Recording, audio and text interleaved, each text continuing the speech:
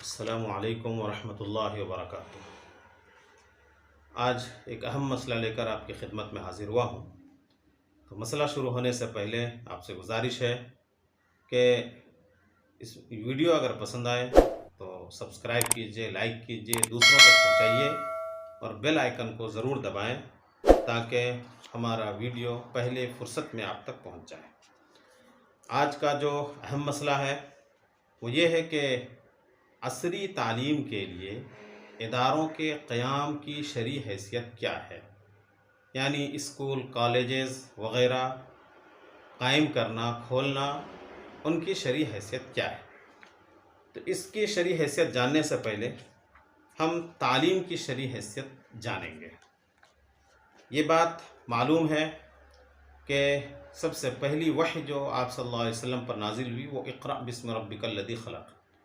اس میں سب سے پہلی بات کہی گئی ہے کہ پڑھو اپنے رب کے نام سے۔ گویا اس امت کا آغاز جو ہے وہ تعلیم سے ہی ہو رہا ہے۔ اور پھر نبی کریم صلی اللہ علیہ وسلم نے جو فرمایا طلب العلم فریضۃ علی کل مسلم، کہ ہر مسلمان پر علم کا حاصل کرنا فرض ہے، خواہ مرد ہو یا عورت ہو۔ فرض ہے یعنی لازم ہے، نیسیسری ہے۔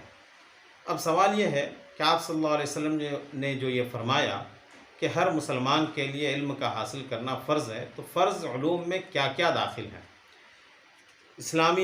مشہور اسلامی فلاسفر امام غزالی رحمۃ اللہ علیہ نے فرض علوم میں 3 طرح کے علوم کو داخل کیا ہے۔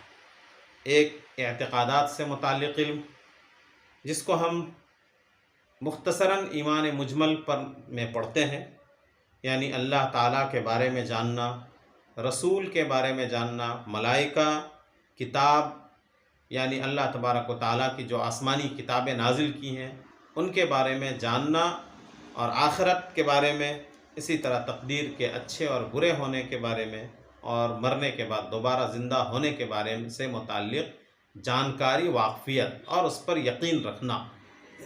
اسی طرح اس بات پر یقین رکھنا کہ پوری دنیا کو چلانے والا اللہ کی ذات ہے، اس کے علاوہ کوئی دوسری ذات نہیں ہے، وہی مارتا ہے، وہی جلاتا ہے، اصل روزی دینے والا وہی ہے، اور بیماری بھی وہی دیتا ہے اور شفا بھی وہی دیتا ہے۔ ان تمام چیزوں کا علم جو ہے رکھنا یہ ضروری ہے، اور یہ اعتقادات سے متعلق یا عقائد سے متعلق علوم میں داخل ہوتے ہیں۔ دوسرا، اعمال سے متعلق معلومات رکھنا کہ اللہ تبارک و تعالیٰ نے جب ہمیں پیدا کیا ہے تو 2 طرح کے احکام ہمیں دیے ہیں۔ کچھ تو وہ ہیں جن کو کرنے کا حکم دیا ہے، اور کچھ وہ ہیں جن سے بچنے کا حکم دیا ہے۔ تو دوسرے نمبر پر آتا ہے کہ جو کام ہمیں کرنے کے لیے دیا گیا ہے، جیسے نماز کا حکم دیا گیا، روزہ رکھنے کا حکم دیا گیا، زکوٰۃ کی ادائیگی کا حکم دیا گیا، حج کی ادائیگی کا حکم دیا گیا، تو ان سے متعلق تفصیلات جاننا۔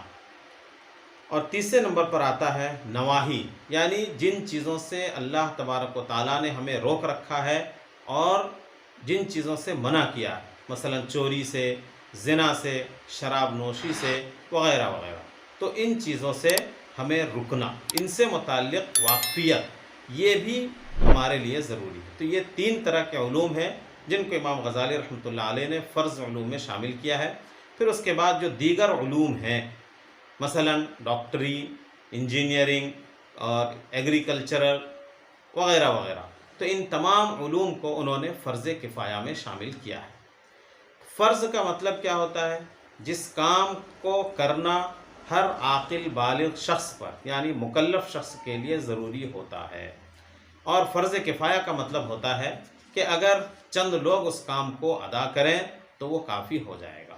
تو علم سے متعلق بھی یہی ہے کہ اگر معاشرے میں عقائد سے متعلق، اعمال سے متعلق اور منہیات سے متعلق علم تو ہر شخص کو جاننا ضروری ہے، لیکن اگر ڈاکٹری، انجینئرنگ وغیرہ علم سے متعلق معاشرے میں چند افراد جان لیں، ظاہر ہے کہ ہر شخص ڈاکٹر نہیں بن سکتا، تو معاشرے میں کام آنے والے چند افراد اگر ڈاکٹر بن جاتے ہیں تو پھر تمام لوگوں کی طرف سے یہ کافی ہو جائے گا۔ لیکن اگر کوئی اسلامی معاشرے میں کوئی بھی ڈاکٹر نہیں رہتا تو پھر ایسی صورت میں پکڑ ہوگی۔ اس تفصیل کو سمجھنے کے بعد اور علم کی اس تقسیم کے بعد اب یہ جانیے کہ جس تعلیم کو ہم عصری تعلیم کہتے ہیں، ظاہر ہے کہ وہ فرض کفایہ میں داخل ہے۔ اور فرض کفایہ کا مطلب کیا ہے کہ اللہ تبارک و تعالیٰ نے اس کام کو بھی کرنے کا حکم دیا ہے، بس فرق یہ ہے کہ فرض میں ہر شخص سے مطالبہ ہے، لیکن فرض کفایہ میں ہر شخص سے مطالبہ نہیں ہے، بلکہ افراد کے مجموعے سے مطالبہ ہے کہ آپ یہ کام کریں، کل ملا کر یہ کام کیا جانا چاہیے۔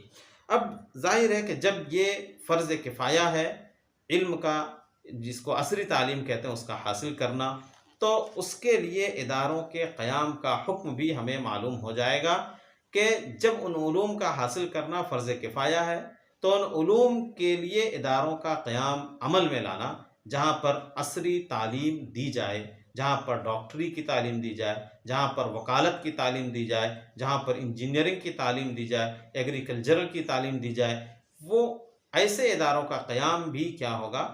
فرض کفایہ ہوگا۔ یعنی معاشرے میں چند افراد ایسے ہونے چاہیے جو ان اداروں کو قائم کریں، ان تعلیمات کے لیے ادارے قائم کریں۔ اگر پورا معاشرہ ان اداروں کے قیام سے رک جاتا ہے اور اسکول اور کالجز قائم نہیں کرتا تو پھر سارے کے سارے گنہگار ہوں گے۔ آج کے لیے بس اتنا ہی، پھر ملتے ہیں اگلی ویڈیو میں، تب تک کے لیے اللہ حافظ۔